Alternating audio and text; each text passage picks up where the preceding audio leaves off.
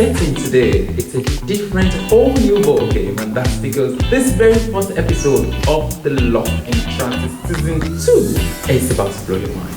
We're bringing to you double of the energy, double of the conversation, double of the fire, double of the passion. Today I have not one, but two guests in the studio with me today. This is your professional champagne popper sushi sound. My name is Adedayo. My name is Mary. My name is Tanya Bola. My name is Tolu A. Akemi. I work as a financial health and support advisor. I'm the author of Black Multipod. Lion of Newcastle. I'm on the Lost in Transit podcast. The Lost in Transit podcast. Ladies and gentlemen, welcome to the very first episode of the Season 2 of Lost in Transit podcast. I have with me two elegant individuals, a gentleman and a lady who happen to be in love. We're not talking marriage. Ladies and gentlemen, boys and girls, welcome Ola and Tola. Ola and Tola, welcome to the show. Good to have you both. This has never happened before, so let me say congratulations for being the very first pair on the Lost in Transit podcast. And it's very interesting because we are discussing marriage, discussing love, discussing everything emotion. So yeah, bring it on. I love it. Right. So let's start with, of course, you both have. How long have you been married now? Yes. Yes. But it's good to see that you both have. I mean, we're talking earlier. You told me like you got teenagers. I'm like you've been married for quite a long time. Thank you very much for staying in love. But then, how did you start? How did you become Mrs. Bayomi? How did the entire thing start? Right. Okay. So I mean, we are both nurses. Oh, right. So your guess will be as good as the guess of the audience. Yeah. So we. I mean, I would just say that God just orchestrated, our meeting, and that's all I have to say to it. Interesting. Then what's the dynamics like? I mean, let me ask, Ola, what's the dynamics like being married to somebody in the same profession as you? I mean, people used to think that maybe, when they say opposites attract, yeah. What is it like? How do you guys? I can imagine you throwing nothing jargons up and down in the house. It makes it easy, really. It makes it easy because being in the same profession, you understand the dynamics of what is expected and also what the expectations. Basically, you're able to manage the expectations and. Helps in some way, communication and all that as well. So, I can imagine. Yeah. Nice. So you got married in Nigeria, didn't you? Okay. Yes. Right. And then when did you move to the UK? Well, as part of growth, I left Nigeria first because I initially moved to Abu Dhabi, United Arab Emirates. I worked there for a while, but because the dynamics doesn't work with family. Initially the plan was for the family to be with me over there, but without saying too much, that doesn't happen. Circumstances arise, and because it's just because of the Abu Dhabi being an Islamic country, the schools, one of the main factors is the children's education. So don't get me wrong, there are English schools there, but usually if you want the best, it's going to be a model school, British, American model school, Canadian, Australian, and all that, which is quite expensive. So, looking at it economically, from an economic standpoint, basically we'll just be walking to pay bills. So, which doesn't really, make a lot of sense. Doesn't make sense. So we're like, okay, let's look forward to right. where we could. And then you brought the love. You brought the love into the United Kingdom. Decided to. And how has it been so far adjusting to the United Kingdom as a client? I mean, of course, the love you nurtured from Nigeria. How did you get to the United Kingdom and then started to express the love still?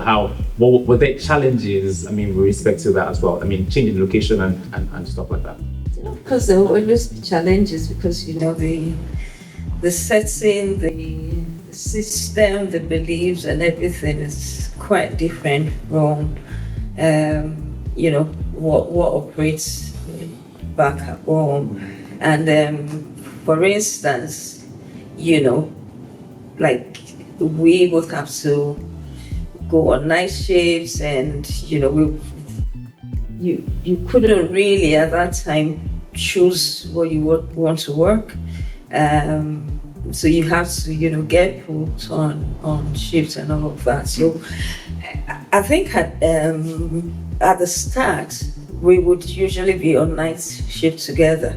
We couldn't really, because we worked in different wards, same hospital, but different wards. So we couldn't arrange, our shifts so that one person can do the day shifts and the other person does the night. So we would always, and then when we get home, we are both tired and so that expectation of the woman takes care of the home, cleans, care for the kids and all of that is first thing, we have to manage and my husband has, is a fantastic human being. I have seen blushing there. He's a gentleman. Right. And and I'm not saying the gentleman as just what people just use it as a gentleman through and through, because when the kids were young and we needed to do school runs and all of that, I hardly do school runs. I just get back from work and go to sleep. He does all of the school runs. He'll put up his alarm to pick them up. We both did nights, don't forget. So, and that makes it. I think it's the understanding and the love and that it helps, in times of challenges and all of that. And then of course here you're practically stuck with each other. You're stuck with yourself, if you like.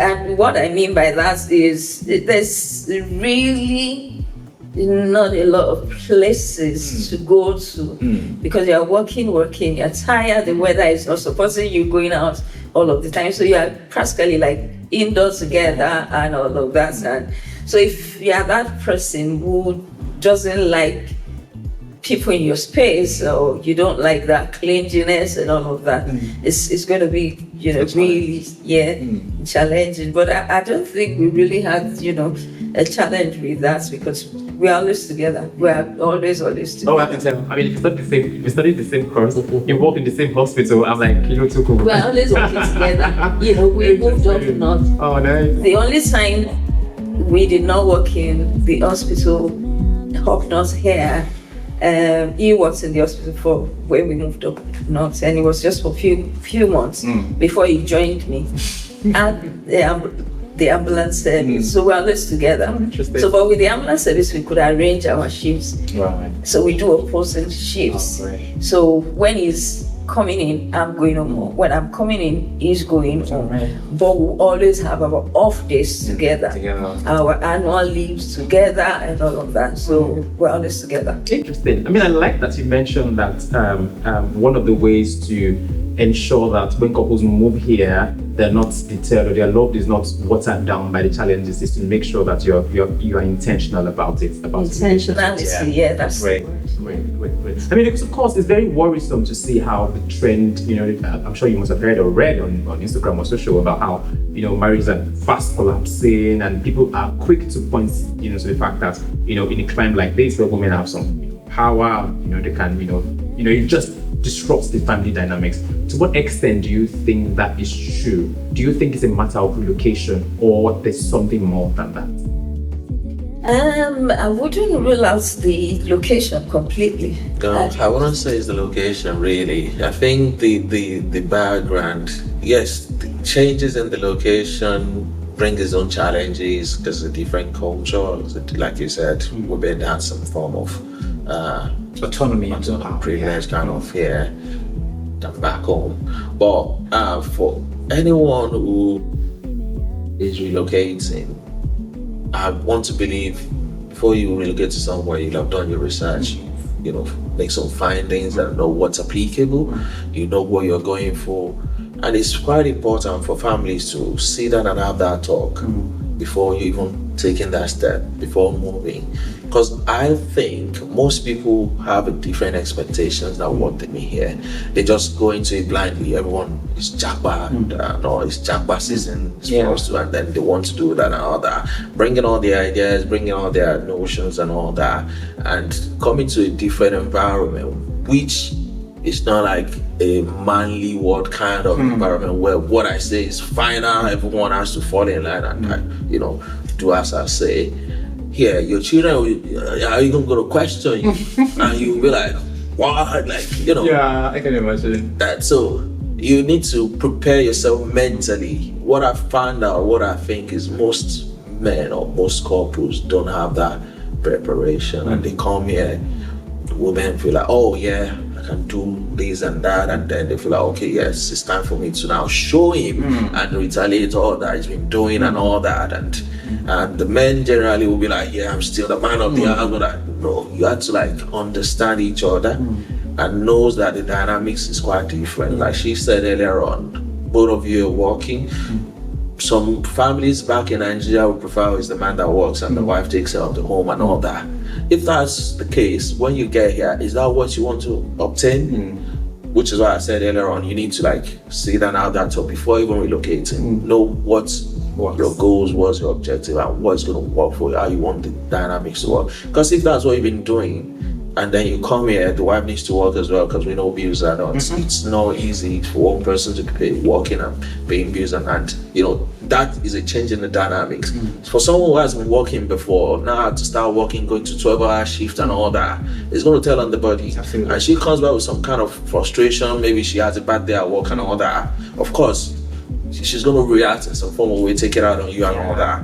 And you as a man, if you say, but why would you like raise your voice and talk to me that way? And you need to have done this, and you come home and be like, oh, this is not done, the dishes are not done, and I haven't made my food and all that. So you need to like adjust your expectations, but have that talk right from the onset, and look at the situation and see how best you can help each other out. So if you're the one who comes home first, there's nothing from you as a man, starting the meal for the night. When she comes, she can finish up and all that. Look what works for you as an individual and try to make adjustment. You don't have to be rigid and feel, I'm the man, I have to do this, whatever I say that is obtainable. Because obviously there are different things that will come into play. The family, in the work environment, even in the society we find ourselves generally. So you might think, oh yeah, for instance, if you've got kids as well, that there are ways there are some rules that you need to abide by when you're going to, when both of you are not around and all that. How do you manage all those? Because you need to put plan in place and make sure everything works fine. Great. So it's quite important. Communication, you should make sure communication is very key. It's very key. We always say that, but you can't do in this environment without that, because it's just going to cause a lot of issues if you're not communicating, and your expectations. You have to adjust your expectations and see what works for you at the dynamics of your marriage. Great. So let's learn from you both, your years of friendship and relationship. Tell us, when you move here, or rather advise couples, if you can, of course, I'm sure you have the right to advise, because if you're married for this long, you have the right to advise. Advise new couples or couples who newly moved here.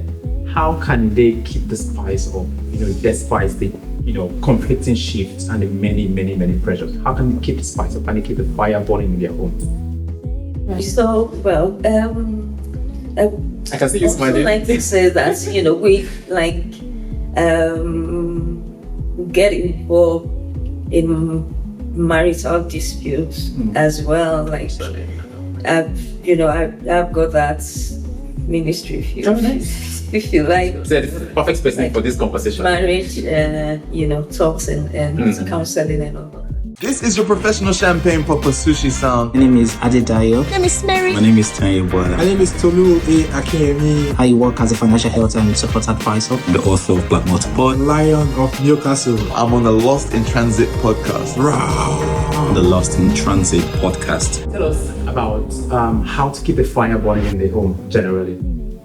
Right. Okay. So we get involved in marital disputes, a lot, and if I have that if you like, marriage ministry. So, like talking to people, counseling, and all of that. So, now as young couples or as married couples, whether young or old, moving to the UK, moving to a new environment, number one is the word you said earlier, you have to be intentional. Intentionality is key, is because you will realize that the time you give into working, is a lot, and it's going to bring that gap between the two of you.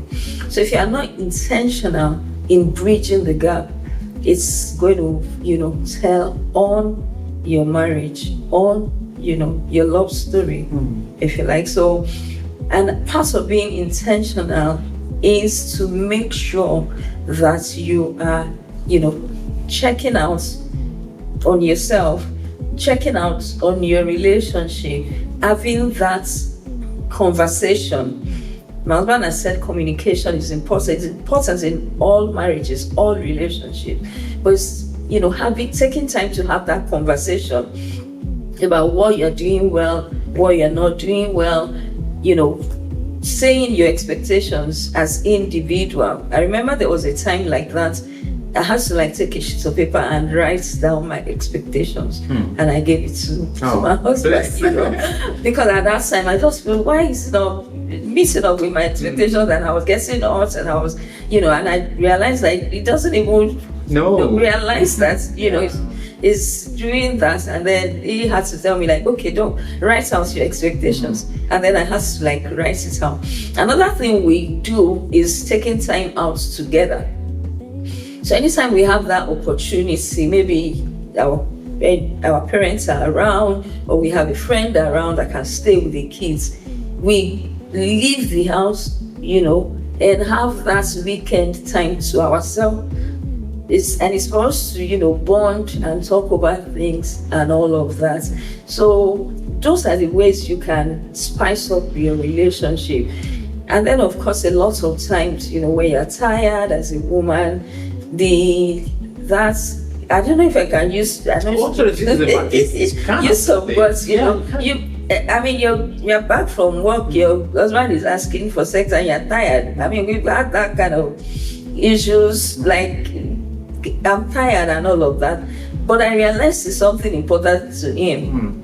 So I looked for ways to let him know, when I'm not in for it, I'm tired or something, and make sure to say that, okay, can we do this time? Can we that and all of that? I know that talking about sex in marriage, the spontaneity, should be there. It makes it fun.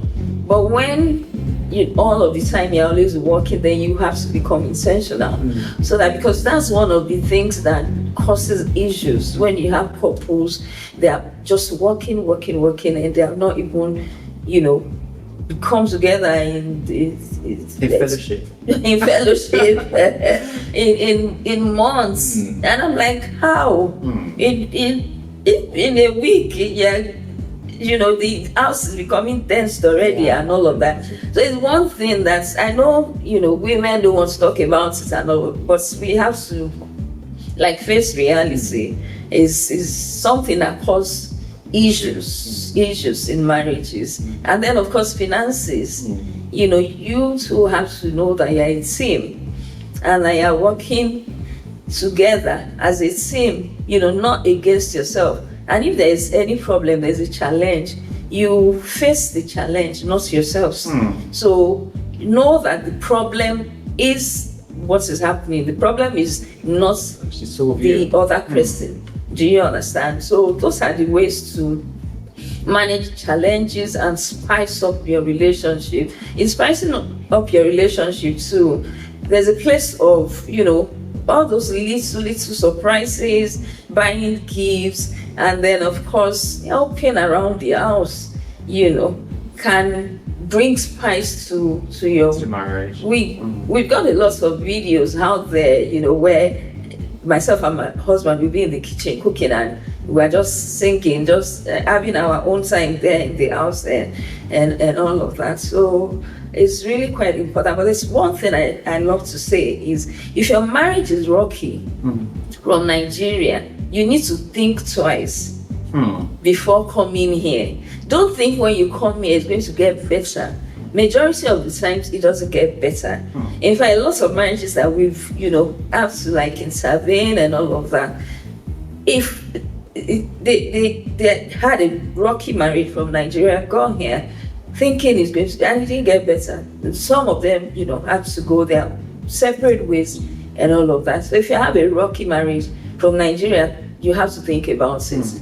And then make sure you are all sorted, all settled, if possible, before you make that move, because is a different world inside. I can imagine. And that's a very, very, very factual line you dropped there, because quite honestly, the intensity to get up and go here would literally expose a rocky marriage, and of course the end of it will not be great. You've said a lot from a female perspective as to what to do to start with the marriage. I'd like to hear from you, sir. What are things that you advise our agenda to do in marriage? It's possible and make sure things are active and marriage is sweet. Right. So as men, you need to be intentional, and you have to be willing to go the extra mile in keeping your marriage together. Women are empowered to do some things, and if at the end of the day the thing doesn't work out, you get the short end of the stick, so to say, in this kind of environment. So you have to be intentional. We can't take that away. Communicate when things are as you expected, when your expectations are being met. Like she said earlier on, there was a time she was like, why is she always doing the best I could? I'll go to work, I'll come and do this and all that, yet she's complaining this and that. So make that time out to say, okay, this is my expectations, and once you set your expectations, walk towards it. You can't take away the place of helping out, like we said earlier on, probably helping out around the house. Both of you are working, so you expect her to be as tired as you are when you get back at work. There's some things you might need to outsource, like if it's taking care of it. I'm someone who is like, I'm obsessed with cleanliness in the house, and sometimes I'm too tired to do it myself. I know she's tired and all that. Sometimes we'll just call someone to come and once in a while clean the house, do a deep cleaning, and with that be able to maintain it over time. So that doesn't put the stress on me and on her as well. So going those extra miles, those little things, helping out around the house, in the kitchen, and doing laundries and different things around the house. You have to do that to help her. Women are emotional, and they tend to react based off what energy you give and the vibe that you give as a man. Like they usually say, women will multiply whatever you give to them. So if you're a man that comes in and you're always frowning, you're always moody, you're always in your own world, not looking out, how do you want things to work? She also withdraws herself, and before you know it, problems start creeping in. And so you have to be that intentional, help out in the house as much as you could. Gifts, you can't take that away from women. There is no woman that doesn't like gifts, no matter how minute, and you have to be intentional. So not until you have a big gift, I'm saving up for these. Those little things, might be earring, trinkets, things like that, doesn't cost much, but it is the intention behind it. And look at ways of presenting it as well when she least expected. Oh, nice. They like that surprises. Yeah, those kind of surprises. Great. Like she said earlier on, take time out to have time to yourself. Go out and have a form of debrief of how things are, your goals, your expectations, your objectives that you mapped out. Look at ways of reviewing things and saying where you're coming short, and pick things up and be intentional. Excellent. Great words from both of you. Thank you so much for being guests on this very first episode of the season 2 of Lost in Transit podcast. I do hope that you have learned a thing or two. Love is indeed a beautiful thing, and marriage is even more beautiful. But of course, how and why you should hold on to it is what they have said for the past few minutes that you've listened to. Be intentional. and make sure you're going together. And until next time when we come your way, thank you very much for being a fantastic audience and see you next time. Bye.